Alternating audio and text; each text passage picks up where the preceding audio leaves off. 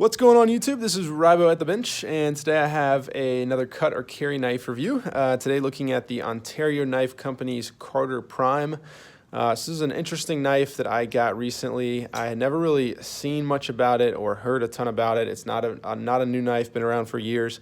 But by the power of suggestion, I purchased one on impulse when it was on sale, which is sadly not uncommon for me, and so I wanted to check it out. So I've been carrying this a little bit, been cutting with it, and have some thoughts. So this is a D2 blade. This has got this like acid wash kind of thing going on.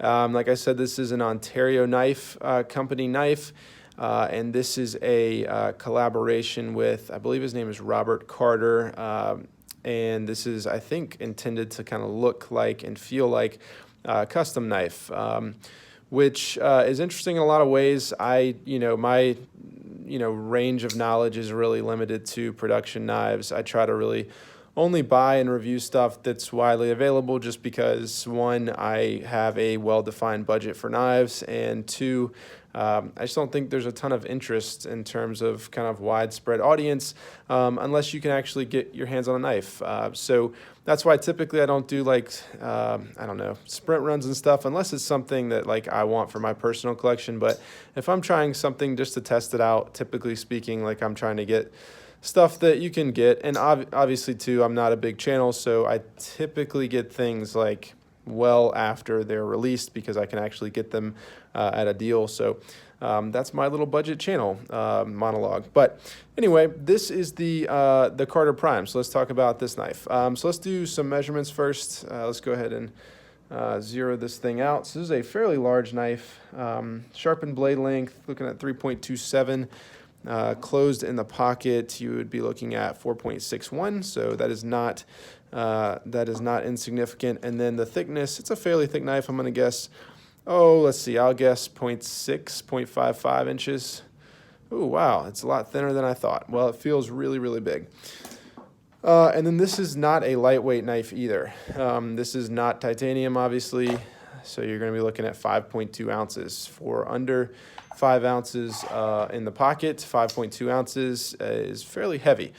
So there you go. This is a frame lock flipper, and this is on internal bearings. So I have not taken these apart for good reason, and probably will not be taking these apart because they would go all over the place. All right, so the Ontario Carter Prime, let's do some quick size comparisons. So let's look at one of my favorites recently, the Benchmade Bug Out. Let's do, because this is an apt size comparison, the Police 4. And what else do we want to do? Let's do the Para 3 Lightweight. So you can see it is not a small knife, not massive, not like Police 4 massive, but not small, and definitely is much heavier than anything else that I own. So let's talk things that I like. So I guess what drew me to this knife, honestly, not really the aesthetics as much, but it does look very interesting. This is not something that you see very often. I typically like handles that are, kind of like this, where they don't really force your hand into a very specific position. I think that is fairly nice. I like the simplicity of the knife. There are some things I don't like about the looks of it, but overall simplicity I think is very, very nice. Well, I'll talk about that in a second. The hollow grind here I think is actually really nice. It comes in really, really thin down here, which is pretty nice. And so I really like that. There's really just nothing get in the way of slicing.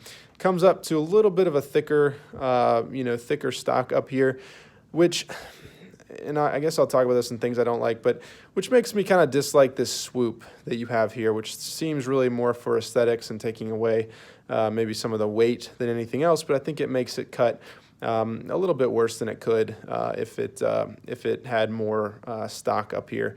But that's just my guess. I would like to see maybe a little bit wider belly on this. But overall, cuts very well.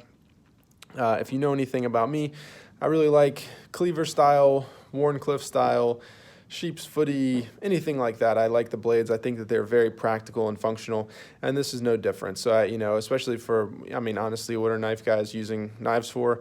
Most often it's to cut a package, and so cutting open packages, this is really nice, but I also think it handles a lot of cutting tasks pretty well. Other things that I like, I'm not a huge fan of acid washed or coated blades. However, recently I've been coming around to their utility. I think in the past I've always viewed them as kind of a aesthetic thing. But with D2 and some of the other steels, like, rust is an issue. So I have had issues with, where is it? My K-Bar Dozier, where I've gotten some, if I can find them, some rust spots right up here.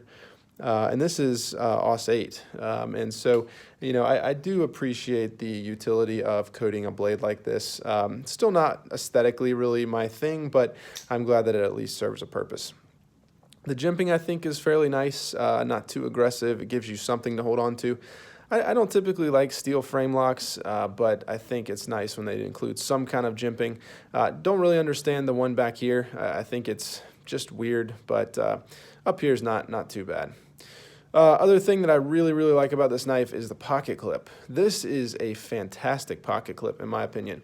The simplicity, in itself is just really nice. It fits the knife very well aesthetically. It just kind of, goes with everything. Not only just the simplicity of this kind of milled piece here, but also just the kind of sweep or the curvature there, which fits very nicely with the frame lock piece right here. That is really nice. I think, number one, it looks fantastic in the pocket. I really like the way this looks. I mean, it almost looks like a pocket pick, a pocket clip for a pin pocket clip. There we go. And also the utility. I think that, again, it looks like it's made for a pin, but it works very well. It is very easy to slide in and out of the pocket. You don't have any texturing down here to deal with. I think it's got just the right amount of springiness to it, and you have enough room there. I really like this pocket clip. And then the other thing that I really like about this knife, and this is really the primary selling point of the Carter Prime, is the action. Yes, these little balls in here do their job very well. They are super smooth. This thing just feels very nice. Flies out. It's hard to show on video the difference between a flipper like this and a flipper like, I don't know. I don't really see any other flippers over here that I can compare to, but something like the Mini Sheepdog, which, oh man, such a great knife. This is also an excellent flipper. So maybe they're not the best point of comparison, but you can really feel the difference, and I really like that. It's very smooth, very easy to deploy, partially due to the fact that you just have these big chunks of metal. I mean, that's not going to hurt a flipper, obviously, but very well done on the flipping action here. This is really nice. So that, I believe, about does it for things that I like about this knife. I guess the last thing I'll say is, for being such a big, heavy knife, I do think it carries in the pocket fairly nicely because of the way that pocket clip is done, and because you don't have a huge flipper here. You have some curvature there. It's fairly thin for what it is, which makes my point about adding more blade here probably moot. But overall, I think it does carry fairly nicely.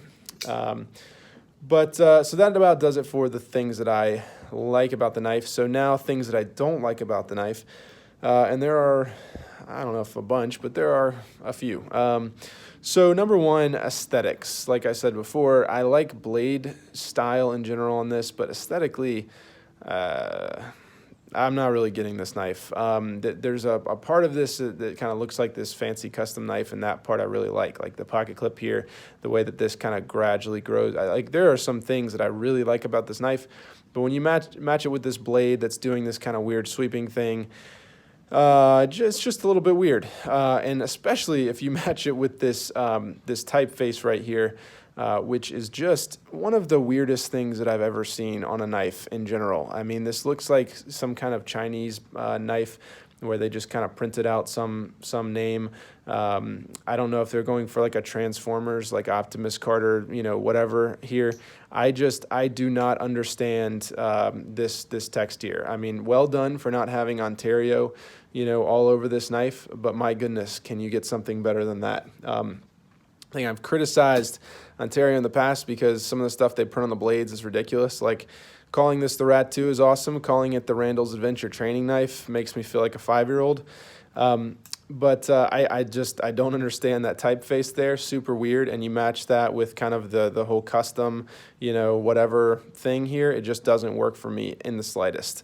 Overall, I think it was going someplace really cool. There are parts of this knife that I think could have been awesome, but maybe different blade design with this handle. I actually really like the handle here. I think that the design is very nice. The utility is fairly good, but altogether as a package just doesn't really work for me. Other things that I don't like, let's see, the weight is a massive thing on this knife. I mean, 5.2 ounces, this is a brick. I'm not one for carrying defensive knives or anything like that, but with this one I might consider it just for the fact that I can hit somebody over the head just as easily as using the sharpened blade length. And that's a joke. If you are watching my channel and you think that I'm a violent person, that's just a joke. This knife is an absolute brick. This is a weapon in itself, even without a blade on it. So that I am absolutely not a fan of. If I had to choose between carrying this knife and carrying pretty much anything else in my collection, it's going to be anything else in my collection, because I do not like having over 5 ounces in the pocket. Especially for something that I just, it's not really a niche knife. It's not really something I spend a lot of money in. It's like an art knife or something like that. It is this that has this weird Carter Prime here and this weird font. It's just, it's weird to me. So that I am not a huge fan of, the weight and the overall kind of aesthetics. Additionally, it's a little bit difficult to disengage because I guess that detent is just so strong. When you disengage the frame lock there, you have just a mountain to overcome right there. And honestly, it is a little bit difficult to do it one-handed. You have to really, really push that frame out of the way in order to disengage. Or you have to use two hands, which is just not a great thing. So that probably will break in over time. But it won't be breaking in over time for me because this is going to be a cut, which is a little premature because I have one other thing that I don't love about it, which is the grind came not very uniform. So let me see if I can find. So if you follow here, you can see some imperfections, and then up here near the tip, just a little bit sloppy, which is not great, especially when you have this really, really flat blade here. It doesn't seem like it would be all that difficult, and that was kind of a bummer. So really, like I said, this is going to be a cut for me. Very easy choice. I got a good deal on this knife, so I should be able to get my money back out of it, which is great. Alternatively, if you see the video and you're interested, shoot me a message quickly because I'll probably sell this one fairly quickly. But two reasons, well, not really two reasons, a couple reasons, everything I said and the things I don't like about the knife. Combined, so I don't really get the knife, I don't really get the utility, I probably wouldn't carry it. But you combine that with the fact that when I ordered this, I actually ordered two of them. I ordered two of them because, one, it was a good deal, so I thought I'd order a second one, and if a buddy wanted it, I could give them a good deal. Two, I wanted to kind of check quality control. So such a good deal that I could basically get two for, I think, what they originally sold for. So I was like, oh, I'll buy two and see kind of if they're the same. They were not in any way similar. So I ended up sending the other one back. I probably should have done a video comparing the two. But I sent the other one back because the action was not very good at all. So I would do the same deploy right here, and it would open up about halfway. So it was, I don't know if it was just that the pivot was too tight or what, but it was not a good experience coming out of the box. The blade on that one was a lot better in terms of the grind, so this one was not as good. But all in all, just the two knives were just not similar in any way. And for a production knife, especially one under $100, you would really expect a little bit more consistency with the production there. So that was really disappointing to me. It kind of soured me on the knife to start out with because I opened the bad one first, and I had heard everything about how great this action was. And then I pulled it out of the box, opened it, and it didn't even lock up. Now I pulled the second one out, and I did this. I was like, okay, yeah, I see what they're saying about the action, but just kind of soured my experience to start with. And then I started noticing things like the grind on the blade, the typeface, which you can't really help but notice, and then just how absolutely ridiculously heavy it is.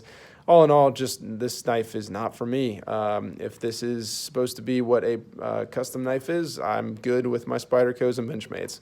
And my Doziers, honestly, that's been one of the things in my pocket recently.